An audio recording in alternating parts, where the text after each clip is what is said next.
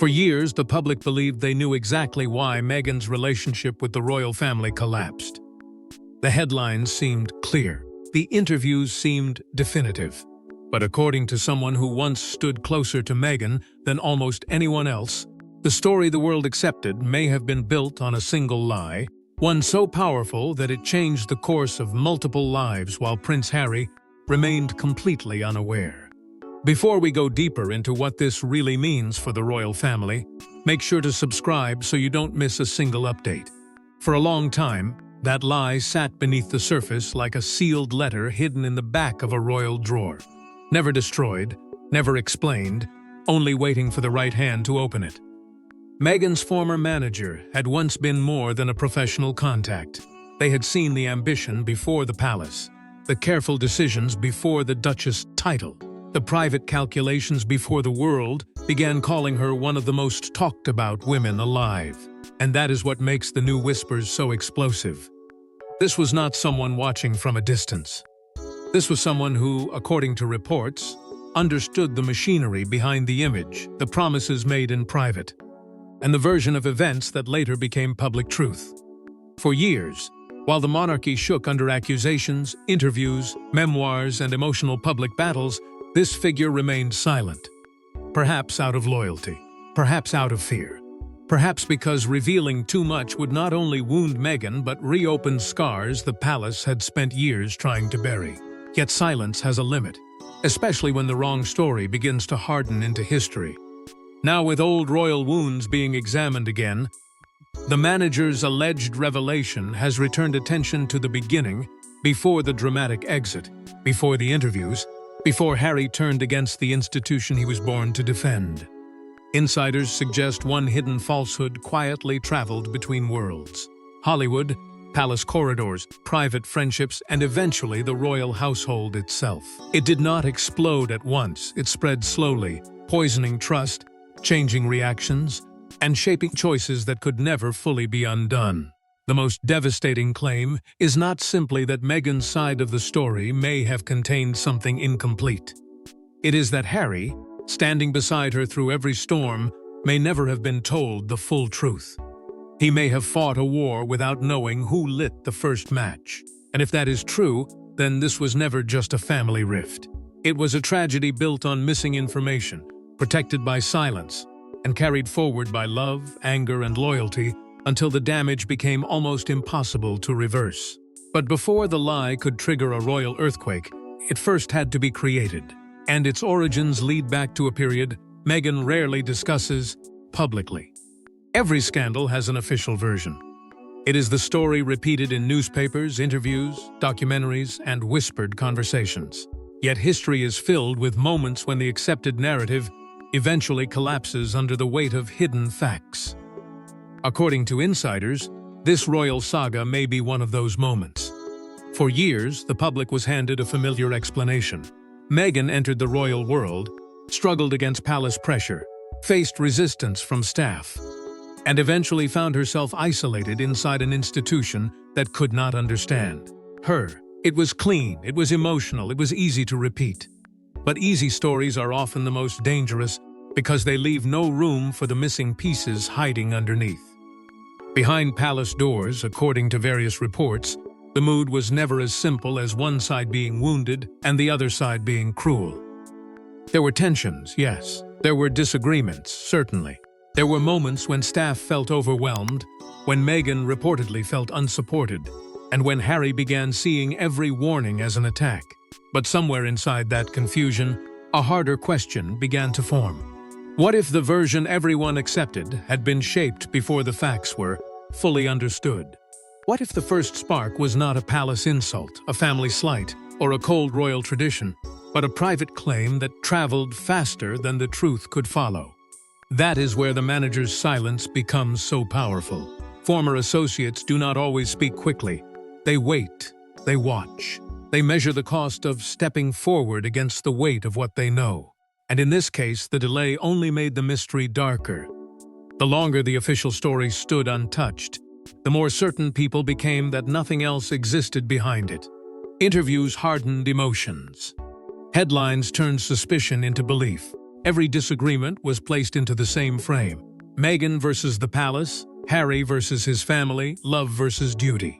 Yet insiders now suggest that frame may have hidden more than it revealed. Royal circles reportedly began dividing not only over Meghan's behavior, but over who was being told which version of events. Some aides believed one thing. Some friends heard another. Some relatives reacted to fragments, not the full picture. And over time, those fragments became weapons. This is how royal disasters grow. Not always through one dramatic betrayal, but through small omissions, careful wording, and stories repeated until they feel impossible to question. Years later, the questions are no longer quiet. Why did certain former associates hesitate? Why did some accounts never fully match? Why did Harry seem so certain of a truth that others privately doubted? The accepted narrative may still stand in public, but behind it, cracks are beginning to widen.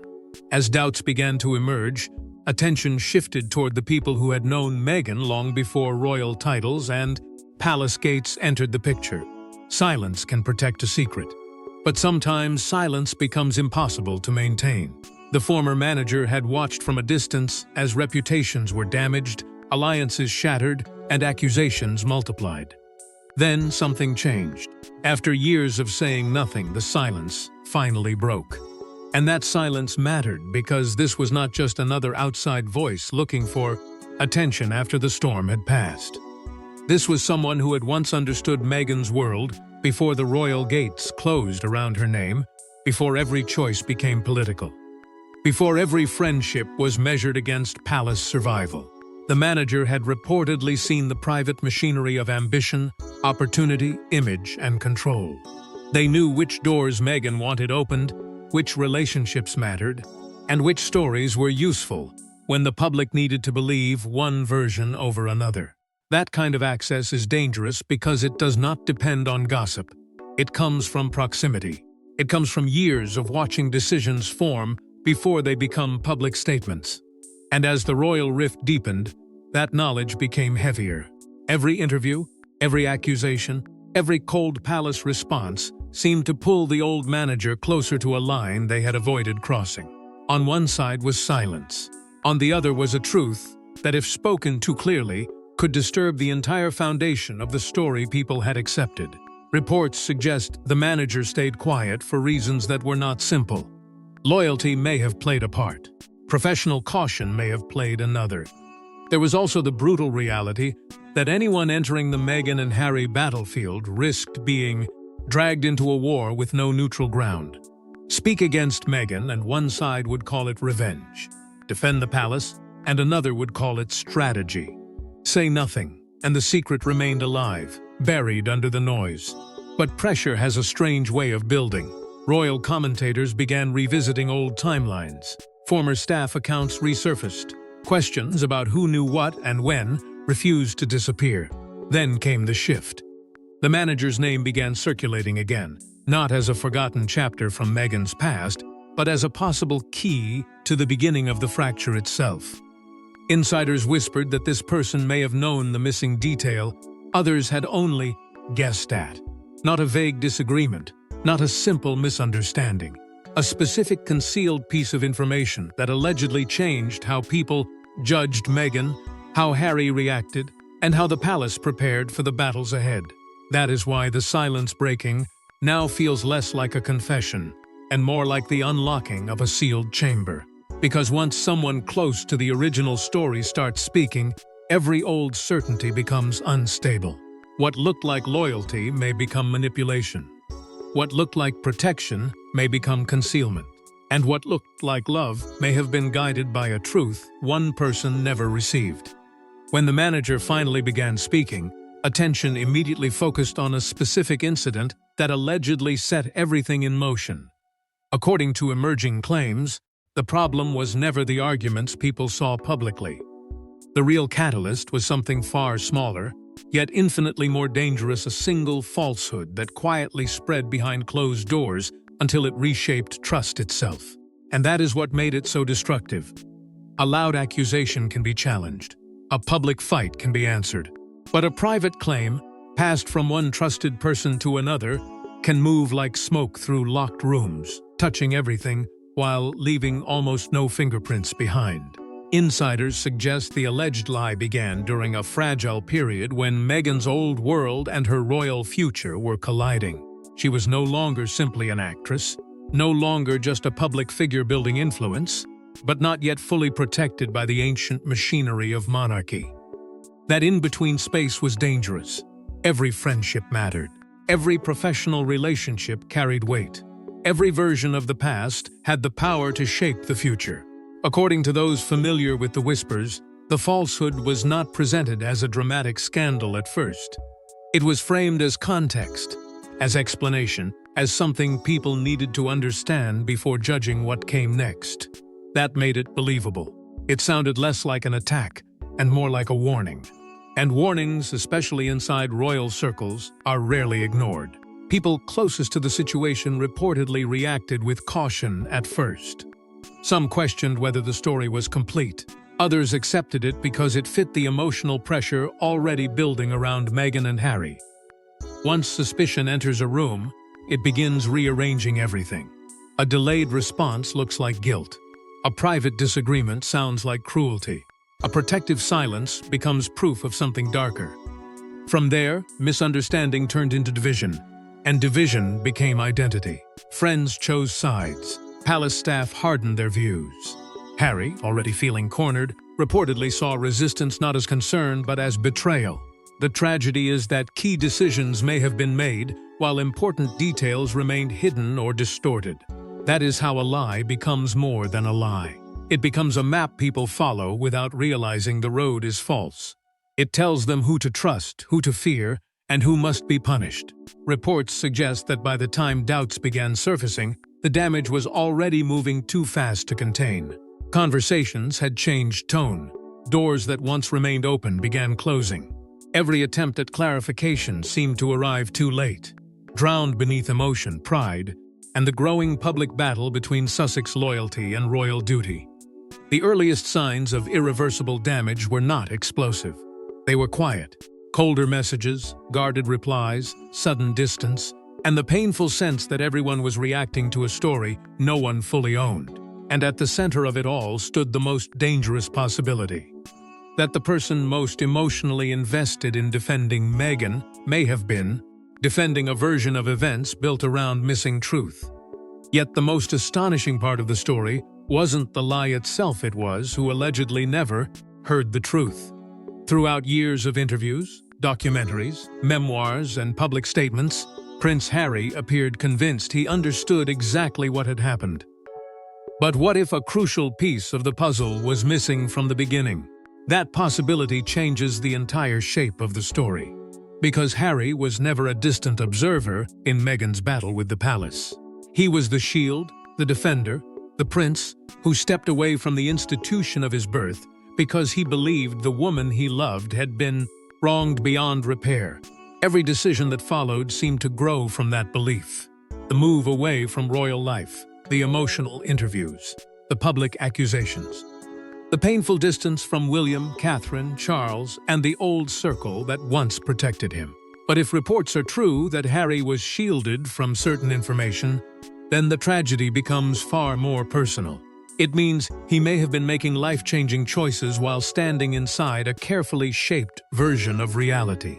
Insiders suggest conflicting accounts reached different people at different times. Some heard the claim in one form. Others heard a softened version. A few allegedly questioned whether the full background had ever been explained. But Harry, already bound by love, loyalty, and resentment toward the palace, may have received only what confirmed his deepest fears. That is the danger of trust when emotions are burning. You do not ask for every document. You do not interrogate the person you are trying to protect. You believe. And once Harry believed, every warning from the royal side may have sounded like proof of hostility. Every hesitation from family members may have seemed cold. Every attempt to slow things down may have looked like another betrayal. This is how incomplete information can become destiny. It does not need to be shouted. It only needs to arrive at the right moment, when someone is already wounded enough to accept it. The unanswered question now is brutal. Who knew the truth and who decided Harry did not need to hear it? Was it protection, strategy, fear, or control? The answer matters because the consequences were enormous. A prince separated from his family, a monarchy forced into defensive silence, Meghan elevated as victim, then attacked as architect, while the truth, whatever it may be, remained trapped between private loyalty and public damage. If Harry ever discovers that the foundation beneath some of his choices was incomplete, the emotional fallout could be devastating. It would not simply challenge Meghan's version of events. It could force him to question years of decisions, years of anger, and years of sacrifice made in the name of a story he believed was whole. And that is why this alleged revelation cuts so deeply. It threatens not only the past, but the fragile identity Harry built after leaving the royal world behind. As whispers spread through royal and media circles, attention turned toward the people who may have benefited most from keeping the truth hidden. Royal controversies rarely stay contained. Once questions begin circulating, every past disagreement is examined through a new lens. Suddenly, events that once seemed unrelated start forming a very different picture. That is exactly why the palace reportedly moved with such caution when the manager's claims began stirring old memories. No official statement was needed for the temperature to change. In royal circles, silence can be louder than denial, and this time the silence felt heavy, controlled, and deeply uneasy. Because if the old story was no longer secure, then every painful chapter that followed became open to review. The staff complaints, the cold family meetings, the sudden exits, the interviews that widened the wound, the memoir that made private grief public. All of it could now be traced back to a question the palace never wanted to answer openly. What did people believe at the beginning, and who gave them that belief? Reports suggest aides who once saw the Sussex crisis as a matter of behavior and protocol may now be reconsidering the emotional chain that led there. Former staff members, already scarred by years of public pressure, may view the resurfacing allegation as both vindication and danger. Vindication because it suggests the early confusion was real. Danger because any renewed investigation could drag them back into a storm they had fought to survive. Meanwhile, royal commentators began revisiting timelines that once seemed settled. Moments that had been treated as separate incidents now appeared connected by a darker thread. A tense conversation became a clue. A delayed response became suspicious. A friendship breakdown became part of a larger pattern. And with every re-examination, the reputational stakes grew higher. For Meghan, the danger was obvious. If the public began believing that one key claim had been hidden, reshaped, or exaggerated, her entire account of royal suffering could face new scrutiny. For Harry, the damage could be more intimate, because he would not merely be defending a public position, he would be forced to confront whether his loyalty had been guided by incomplete truth. For the monarchy, the risk was different but equally severe. The crown survives by appearing steady, dignified, and above emotional warfare. Yet this controversy threatened to reveal a royal household acting in fragments, managing secrets, and allowing silence to become policy. That is why pressure for clarification began building from all directions. Not necessarily for a dramatic public confession, but for some sign that the hidden history had not been left to rot beneath years of accusations. The palace, however, understands one brutal rule better than anyone. Once a private matter becomes a public courtroom of opinion, nobody controls the verdict. And as old doubts hardened into new suspicion, the story started moving beyond Meghan and Harry, beyond one manager, beyond one alleged falsehood, towards something much wider and more dangerous. But the deeper investigators looked, the more they discovered that this controversy extended far beyond one argument or one relationship. Perhaps the biggest mystery is not the lie itself. It is why the truth remained hidden for so long. In royal history, secrets survive only when powerful interests have reasons to protect them. And in this case, the silence may have protected more than one person. It may have protected reputations, careers, friendships, public images, and the fragile version of events that had already been sold to millions. Once a story becomes famous, correcting it becomes dangerous. People do not simply admit they were wrong. They defend the version that saved them, comforted them, or gave them power at the moment they needed it most. That is why insiders believe the truth, if it existed behind closed doors, may have been buried under layers of fear and calculation. Former associates may have stayed quiet because speaking meant risking professional backlash. Palace staff may have held back because anything involving Meghan and Harry could become a global firestorm within hours. Friends may have avoided the subject because loyalty had already turned into a test. And Harry, standing at the center of the emotional storm, may have been the hardest person to confront with uncertainty. Who would dare tell him that the story he trusted, the story that shaped his anger, may not have been complete? The media played its role too. Once the public narrative hardened, every new detail was forced into the same mold. Meghan was either victim or villain. Harry was either protector or betrayer. The palace was either cruel or controlled. There was little space left for a more complicated truth, one filled with mistakes, omissions, pride, and fear. Timing also mattered. When emotions were fresh, nobody wanted to appear disloyal. When the Sussexes stepped away, everyone was too busy reacting. When interviews and memoirs arrived, the battlefield became too loud for quiet corrections. By the time former insiders may have considered speaking, the world had already chosen sides.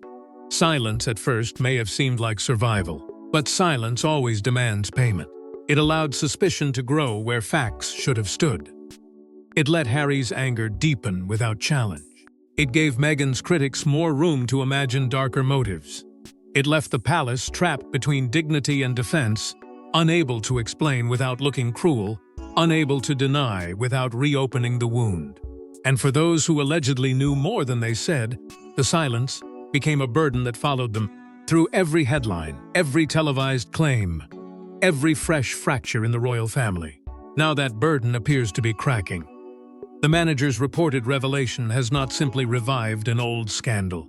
It has exposed the cost of letting an incomplete story become history. Because once the truth is delayed long enough, it no longer arrives as clarification. It arrives as a reckoning. Now, with old barriers beginning to crumble, the story appears to be entering its final and most unpredictable chapter.